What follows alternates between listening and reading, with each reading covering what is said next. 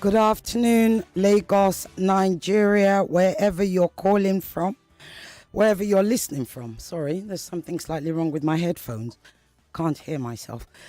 Yes, welcome to Borderlines, the only show that takes you beyond borders.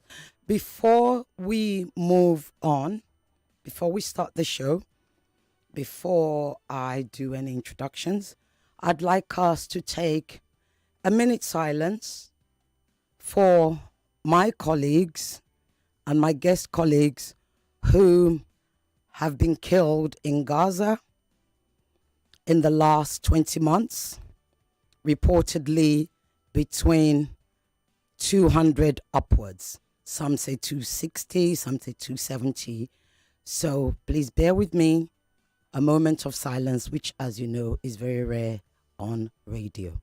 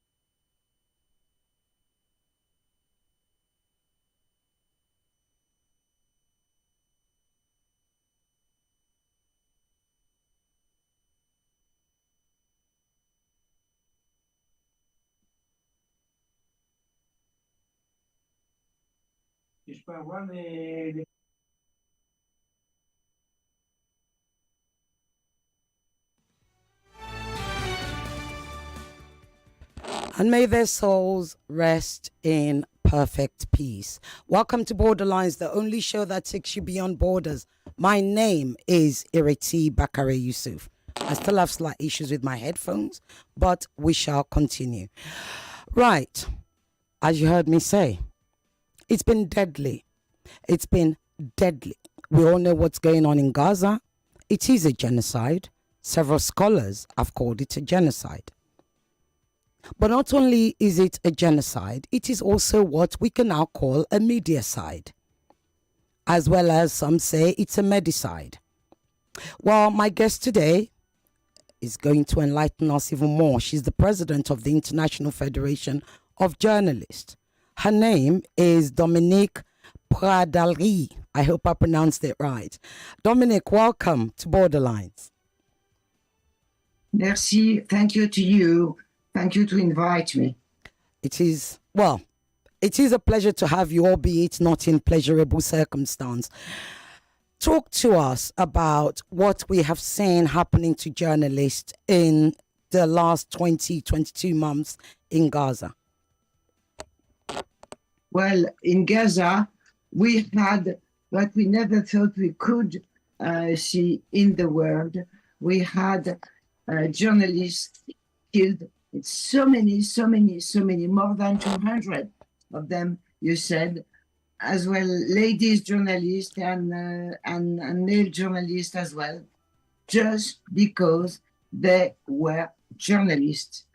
More of them have been deliberately targeted. We have proofs of that. And the Israel colonizer is trying just to prevent any testimony from this little part of Palestine they want to conquest.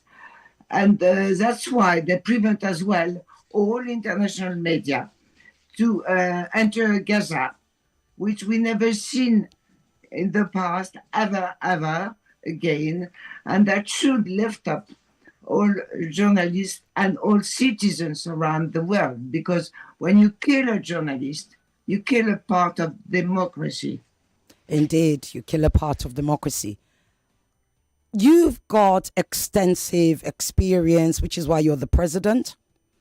In all your years doing this work, having been a former journalist yourself, has there ever been a more deadlier conflict, war, indeed genocide for journalists as we see now? Never in my life, never in my nightmares. We could think of that. Journalists have been killed during wars, but no state ever recognized killing them. Israel not only recognized, but tried to bash them by saying they were spies. They try just to filth them and say you are not journalists. And it is our proudness to say they are journalists and they are our heroes right now. Why do you think Israel isn't allowing international journalists into Gaza, yet they are killing the journalists that are on ground in Gaza? Israel don't want extreme rightist-led government of Israel doesn't want any testimony of the genocide and the colonization they are doing right now. They spread around the world lots and lots of fake news and fake words to say, no, Gaza is okay, we're just trying to get to Hamas. And during that time, there is another war on European country, in Ukraine. And the journalists are mainly covering that war, which sees Russia invading Ukraine. And they use words and they use things they don't use in the mainstream media for Israel. What if they would say that Israel must be banned? What if they would say Israel must be stopped right now by UN forces? What if they would say Mr. Putin is a tyrant? They say it. They don't say it for Mr. Netanyahu. And I am speaking of the mainstream media. And now, from now on, a few weeks ago, part of them started opening eyes and ears and just recognizing there have been fake news now.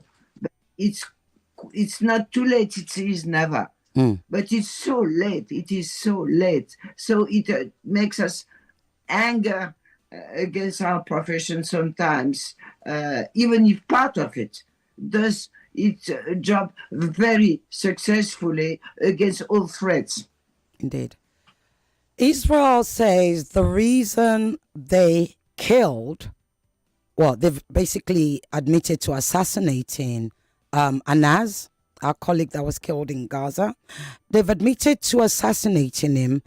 Apparently, they claim is because they have evidence to prove that he's a member of Hamas. What do you have to say to that? I just have to say that they've been bombing all Gaza hospitals, nearly all Gaza hospitals, and they do it now. They go on with what is left, just saying there is Hamas somewhere. We know, we have proofs. Where are they? Where are their proofs? So they are not just reliable whenever they say somebody is a spy, somebody is a Hamas agent. They are not reliable at all right now because they say and they never show their proofs. Indeed. What sort of, when journalists are killed in this very direct, very direct manner, what sort of fear does it send into the populace, into the citizens? What sort of message does it give the world?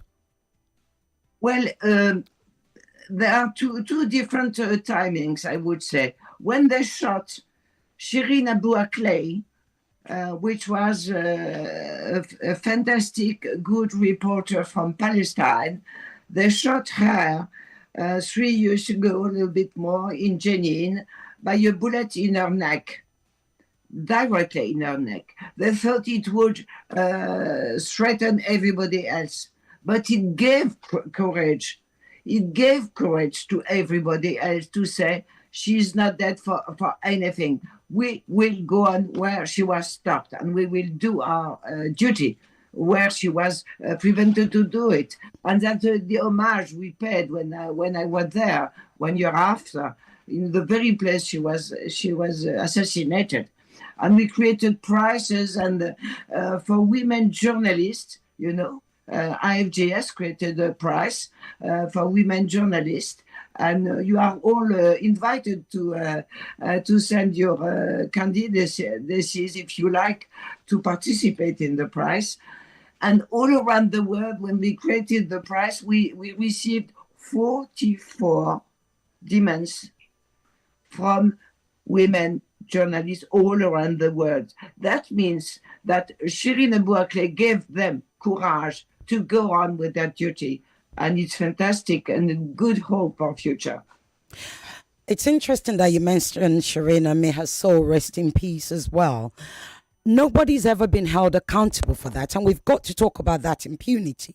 The constant impunity that, the message that it's okay to kill Palestinians, journalists, as long as they're Palestinians.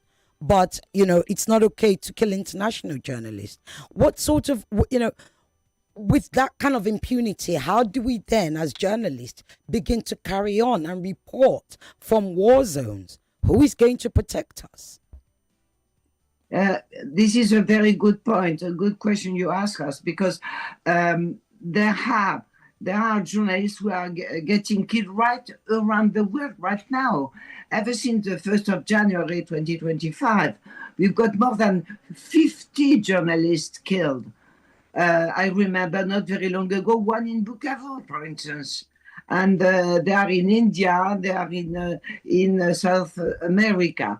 And there is no special protection for journalists as far as international treaties and laws are concerned. They are just considered as civilians. It's not enough for us.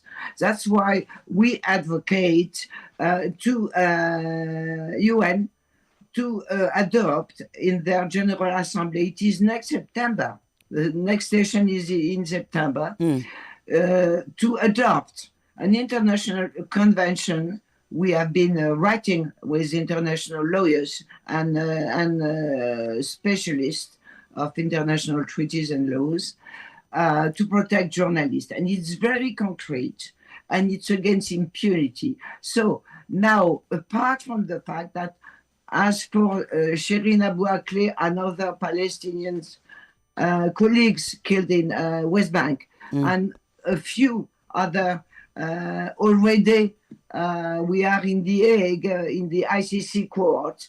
This is a thing, but it's after. We want to prevent impunity. We want to say to the journalist killers and their sponsor, you won't get out just like that. You'll be sued, you'll be caught, you'll be put into justice, you'll be judged, and you'll be punished. And this is all the meaning of our convention. So we hope that everybody around the world, as well journalists, politics, governments, we are asking governments to say, for instance, Nigerian governments, please, if they can hear us today, they must publicly say, we will support the IFG Convention against impunity. This is the only way to put an end to it all, because what's going to Gaza is a genocide. It's a terrible thing. It can't be a model for all tyrants around the world, for all tycoons around the world. It can't be a model. It must be stopped. Indeed, it must be stopped. You're currently talking to us from Paris, am I correct? Yeah. So we've seen a change of narrative from the French government. How seriously should we be taking that narrative? You know, President Macron said he plans to recognize the state of Palestine in September. How seriously should we be taking what European governments are saying, given that they all pretty much said Israel has a right to defend itself, which in some quarters meant Israel can kill as many Palestinians as they felt possible. Well, you know, unfortunately, President Macron is not very far away from other European and other governments' heads in the world. They talk. Where are the acts? They could, they can. Europe can suspend special agreements with Israel. Every country in Europe, every country in the world, some of them have already done it, stopped economic links, political links, diplomatic links, even arts links whenever it is needed. We made it for South Africa under apartheid, and we won. And South Africa, and I thank them again very, very warmly, put a suit in the Hague against Israel for genocide.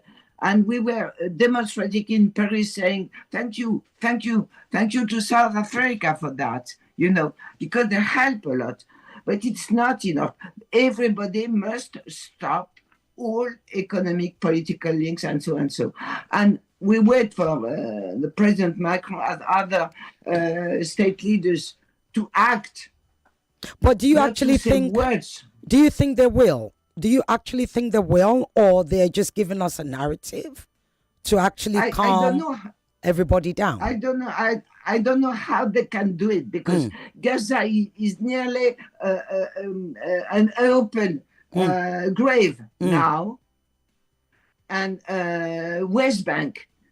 In West Bank, there has been a new plan for thousands and thousands of colonization, of people colonizing. So where are the possibility of state for Palestinians? If we don't stop now the genocide, all colonization, there won't be any ground left. And the Palestinians deserve to keep their land, as anybody wants to keep its land. Your land, my land, we need it to live on. Indeed. One of the things and one of the big criticisms is about Western journalists. How Western journalists seem to be extremely quiet when Palestinian journalists are killed. Indeed, we couldn't start this show without that 1 minute silence. I have not seen that on any Western news show, radio, or otherwise. Why is that? Why is it okay? Why are they so comfortable to watch this happen to our colleagues? It's a very interesting and good question of yours, because we are really are lacking of ways to say to them, why don't you move? Last April, we were on the Bastille Opera in Paris, on the stairs outside. We were more than 200. And whenever there would be a name of one of our Gazawi colleagues dead, we would fall down each after the other, even though there were not mainstream media to cover it. But now, we see in Germany, we see in Great Britain, we see in France as well, the nearest neighbor we have, that's why I talk about it, that people start getting media accountable for what they didn't say, for what they didn't show. And even though I don't know how it's going to, we don't know how it's going to turn, but we are sure of something. They could be sued for genocide complicity. Media could be put into the egg for genocide complicity. And a few of them are whispering about that right now to know whether we can do it or not. And I don't know what about your country, what about other African or American countries. I know you've been doing a lot, but we don't see it very often. We don't look at it. The most important thing to remember is to say that shooting the messenger is shooting democracy everywhere, everywhere, everywhere. It's And interesting. Oh, go ahead. this is Finish. extreme rightist ways of doing things. This is extreme rightist first thing they do whenever they come to government somewhere. Indeed. It's interesting that you mentioned that. Yes, indeed. I mean, Borderlines has been leading the way, and we've been covering this extensively. We've been covering it from, the moment it started. And it's interesting that you say, the world don't hear us. The rest of the world don't know that this is happening. How can we change that? They don't know that there's a show in Nigeria. They don't even know what Nigerian media in general are doing. So often the world looks to Western media, to mainstream Western media, and they hear them, or they're hearing from, the ones on YouTube. Never Africa. How can we change that? How can your organization actually ensure that the world knows that, there are shows like Borderlines, and indeed my other colleagues who are writing about this in Nigeria and, across Africa, not just South Africa, but across Africa? Yes, first thing, journalists and other people should join unions to be in a position to be numerous and strong enough, and even stronger, to defend their duty. We don't ask anything for ourselves. We ask only to be able to perform our duty everywhere. And this is true in your country. This is true everywhere. We should join unions, make unions. We don't. You don't want that one union? Okay, create another one. Do it. But only collective fights will survive. Only collective fights. I do believe in it. And I'm quite positive about it. I think Gaza is such a shock that consciences are trembling. But they will get stronger, and they will go on and succeed. I'm sure we will achieve it. It's just very hard and very, very long. First, today, we have been asked, we opened, a few center of aids in Gaza with solar generators and things that to help colleagues to perform their duty. And we have been asked today, hello, help us. We have got to move from Gazaville to another place, and so help us. And so we do it night and day, believe us. You can do it. You can help out them. The way you invite us is the way to help them to perform their duty. So if the consciousness grows on, I'm sure it's doing, I'm sure we will succeed. It's just very hard, very long, and lots of us don't sleep at night. I tell you, we have been live with them. From the Gaza people. Last November, for instance, we were in Ramallah, West Bank, as you know, and we had a live Zoom with them, more than 1 hour, about the same with you. There were 100, more than 100, lots of women, very dignified, courageous. How many of them are still alive today? How many of them? I just don't want to count. But each one which falls, who falls, another one comes. Another one comes. And when we left after 1 hour, everybody in Ramallah went out to cry somewhere.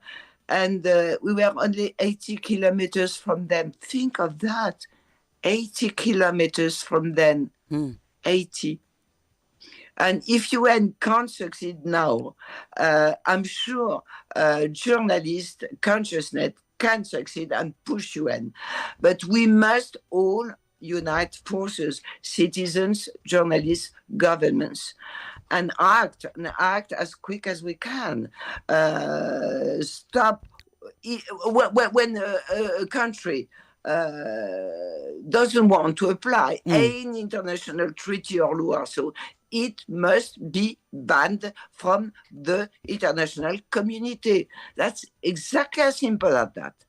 Must be banned until it stops misbehaving. And this is what's going on right now. And have you seen that what happened to X network? This Grok international intelligence, artificial intelligence, said that Israel was committing genocide with Americans in Gaza. Even international intelligence, artificial intelligence could see it. So, how can't we say it? Indeed, why can't we? Who can't see? Who would deny it right now? Not you, of course, not us, of course. But open eyes and ears of your neighbors everywhere, of your government, of your mayor, of your elected parliamentaries, and so and so. So they say we must stop this. Indeed. And again, I've got to ask you this. I'm glad you mentioned this. It brings me to the importance, or when journalists are witnesses during criminal cases, especially at the ICJ and stuff. Talk to us about that and the importance of journalists when they are witnesses and why they are called as witnesses. Yes, this is why we need proofs when we go to ICJ. You imagine we can't just go and saying like that. You should say we are right. It's not always very easy to get proofs, but we have lots of proofs that the journalists have been really directly targeted at. As Anas al-Sharif recently on the 10th of August, and all the Al Jazeera crew. It is just to say, look what we can do. Look, the other ones, get into your hole and don't move again. But it's not like that it works. Always in history, journalists showed that they could sum up. And as the writer said, they wanted to bury us, but they didn't think we were seeds. Indeed.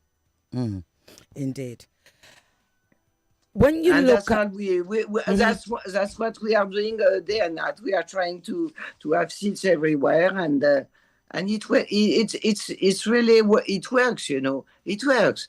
So it's slowly. We are more slow than a bombing plane, of course. It's slower, but it works. I tell you, it does. Indeed. One of the things that we journalists, one of the responsibilities, or at least, you know, the training that we get, is to be accurate and also to be objective. But how does one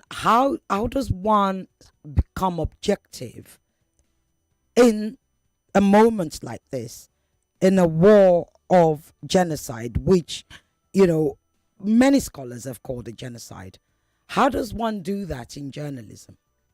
A good point, because we could think that in Gaza you couldn't be objective or neutral as you like.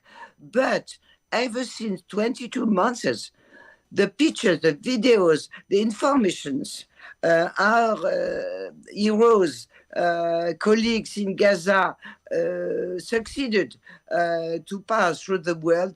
Not one single was denied. Not one single. It means that they work with the most seriousness and quality. And this is a good example for everybody on 5 continents. You may be able to call, rather, you can start to call on 0201 277 0993, 0201 465 7190. And the WhatsApp line, you can be sending your WhatsApp messages to 0809 597 5805. We are talking about journalism in Gaza and the threat to being a journalist in Gaza. Has journalism become a form of resistance? Let me give you a quote. Palestinian journalist Motaz Aziz, who fled Gaza earlier this year after documenting the war, he said, and I quote, "Our cameras are our weapons." Do you think journalism has now become a form of active resistance in the face of this current genocide? We don't want to have put on us some army references, like a weapon or whatever it is, because we are observers. We are not actors. Right. We are observers. So we don't want that sort of military references again. Language. We are not weapons. And if people use what we do or what we refer to, what we report, and so, it's their responsibility, not ours. Our responsibility is to say the truth by checking it before saying it, and so. You know all that. I don't need to insist on it. Maybe for the people who listen to us, saying that the journalist's duty is to see, to hear, to check, to put it in context, and to transmit if it is okay. All the rest is nonsense. And we do that for citizens to be able to live in a world where things are very difficult to be understood sometimes. We don't ask, we don't give advices, we don't give counsel. We should never do that. We just respect the people who read us, listen to us, or look at us when you are doing things, so they can have their proper advice, their proper idea of the world, the proper idea of the thing we are telling them. Indeed. Let's talk about technology and citizen journalism. Of course, it's, beyond the journalists in Gaza. The actual ordinary people themselves, ordinary citizens, are actually filming and posting it on social media. Is there a risk when we, if journalists do not, and especially this perhaps is a message to the Western journalist, when you don't report, when you only report one side's talking point, or your reportage is leaning to a particular talking point of one side, is there a risk then of citizens journalism, if you like, smartphone journalism, taking over and actually becoming the prevailing narrative? Whenever citizens film or tell a story on the social networks, they can be considered by us as whistleblowers if we are not there. So they can do it, and it's very interesting whenever they can do it properly. It's just we have got to check for them and do our proper duty. It's a profession journalist. There are ethic text, there are technical abilities, and we can, with whistleblowers, we thank them, to get to right information.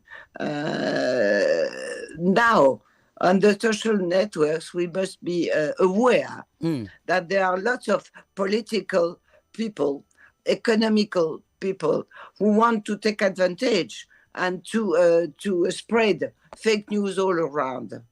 So journalists need to exist, because people must have a reference to say whether what they hear or see is fake news or not. And this is our job. to check it. This is our job. Indeed, we must always continue to verify, and we have those tools, don't we? We have the tools to fact check and keep checking. Like you said, in 22 months, we've had fact checking, and nothing has been disproven. And I think it's important. It's important that we put that out there. Talk to me about your personal convictions. You've spent decades defending journalists worldwide, but Gaza is unlike anything the IFJ has documented. So, on a personal note, when you see these images and hear the reports, what keeps you from going into total despair, and what motivates you to continue to fight? What motivates us as IFJ, as far as IFJ is concerned, we represent about 600,000 journalists and media workers from 146 countries. What motivates us, what keeps us not total despair, is when we see our colleagues in Gaza or any other parts of the world, with great braveness, saying, we will go on, we will go on, we will do it, we will do our duty. Thank you. We must do that for them. Everybody must do that for them and go on informing, giving good information to citizens. We don't ask more. It's just a help. Thank you. For us. I'll just answer this call. Hello. Hello, this is okay. Yes, good afternoon. Yeah, good afternoon. Yeah, I want to ask her. At least about 186 journalists have been killed by Israel. Over 200. Yeah. Yeah, over 200, minimum of 186 now. So it is clear that Israel just wants to control the narrative, tell everybody what they feel is right about the situation, and that alone. I want to ask her: does it amount to war crime or not? If yes, what is the right step for the global body to take? Okay. Thank you. Thank you. Okay, I will tell you. Let me just answer this. I'll give you that question. Hello. Good evening, Sisi. Good evening, Emmanuel. Yeah. Some months ago, if not a year, I asked Ambassador Freeman when it was clear that journalists are being targeted, that would he apologize to you and your colleagues for the killings of journalists? Then it was not as much as this. And he said they were Hamas. And if we are going to with the narrative of the Israelis, it means the 13 years old children that are blown up are commanders of Hamas. Now, is it time for the press world to take a side? Okay. You can call back, Emmanuel. Sorry, I may have cut you off by accident. I didn't realize you had another question. You may call back. Let me just put this to our guest. So Emmanuel wants to know that is it time for the media, for global media, to take a side in this conflict? And I think Titi Lokwe wanted to know his question, or the first caller, his question was, if Israel is stopping news from coming out, killing journalists as a result of stopping news from coming out, does it amount to a war crime? And if it is a war crime, what is to happen?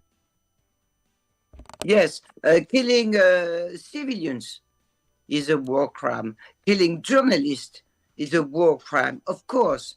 And the ICC in The Hague, in the Netherlands, launched arrest mandates against Israeli Prime Minister Netanyahu and his other minister for war crimes. For war crimes, exactly. So we can do the same.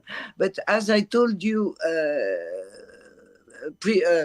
just before, it's after. We want to be in advance and have this special convention adopted by United Nations to protect journalists, because what journalists do is to help citizens to live in this terrible world by saying the truth, by writing what's going on in their state, by denouncing corruption, by denouncing climate threats, by denouncing what is not proper made at the government level with our money. Think that maybe they are bombing Gaza with my money, maybe with yours. I don't know. I don't know. That's why I say all citizens must lift up to say stop, because it's with our money that they do harm. They should not. They should not. And if they are sued into court, it's a very good thing. I hope it will be the way we can show the entire world that a country, whatever it is, can't be a genocider. A country can't be a genocider. Indeed, very true. You can call on 0201 2770993, 0201 465 7190, or you can send your message to 0809 597 5805. I'm coming to your calls now. Hello? Hello? Yeah, okay, my second question was... Yeah, go ahead. Today we found out that what they are trying to do is to bring down the cameras by all means, bring down the microphone by all means. Now, should the press world also considering protest by turning down any invitation or pushing any narrative that comes out of the Israeli government? Thank you. So what Emmanuel called back, Emmanuel called us on 0201 2770993, 0201 465 7190, 0809 597 5805 is where you send your messages. Emmanuel asked an interesting question. He said, should the Western world media start to boycott inviting Israeli officials onto their shows as a result of this? It's a very good question, but it's very difficult to answer it, because media are different from country to another, and they are differently run from country to another. And I don't speak only in Europe. I speak all around the world. Of course, it's a decision that can be made media after media. It can be a general appeal to say you should do this and that. Each media must decide for itself. We can hope they would decide to such an editorial choice. We hope, but we can say to them, you should do this and that, because it's a press freedom as well. Even if we don't agree with the result, you can do it in Nigeria, for instance, and if it works, tell us. Well, it's interesting that Emmanuel asked that question. I'm not laughing at it. I know, but that's what I'm saying. It's interesting that Emmanuel asked that question, because it is a question that we've been asked some time before. Yeah. My next guest after you is the ambassador of Israel to Nigeria, Ambassador Michael Freeman, right? If Emmanuel is correct, then what he's saying is we shouldn't be having Ambassador Michael Freeman on the show. However, here we are. What then happens then? How would we not then get accused of only speaking one side? Are we not then in danger of becoming a single narrative?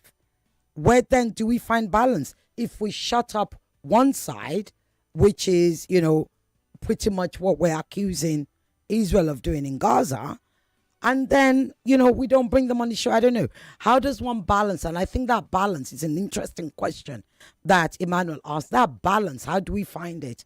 We've got about 2 minutes left. Yeah. Yeah. We could daydream and say, each and every government say to Israeli ambassador, go back to your country and tell your government to stop. If it were the case around the world, it would stop. Now, journalists can do something else. It's to lift up everybody, saying we go on with our duty, and we thank the heroes of Gaza. We go on doing our duty properly. That's all we can advise everybody to do, and thinking citizens to help us and to support us, so we can do it properly. What can I say? It's been a most interesting, amazing, important conversation. Dominique Pradalie, President of the International Federation of Journalists, thank you so very much for joining us. Thank you so much for inviting us, and tell us if your government is ready to support the Convention Against Impunity quickly, because it's urgent. It's urgent. We will. We're going to put you. it out. We'll put it to the Nigerian Foreign Affairs Minister. Indeed. Thank you very much. Thank you very much, Dominic. Have a wonderful weekend, and well done for all the good work that you do. Thank you very much, Ireti, and a very good weekend to you and all who are listening to us. Au revoir. Au revoir.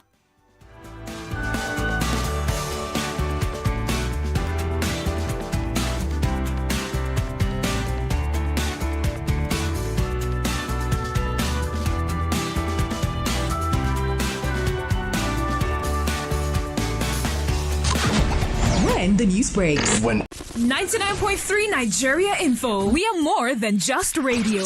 Subscribe to our YouTube channel at Nigeria Info FM. Check us out on Facebook at Nigeria Info 99.3. Follow us on Twitter at Nigeria Info FM and on Instagram at Nigeria Info FM Lagos for live updates as it happens. 99.3 Nigeria.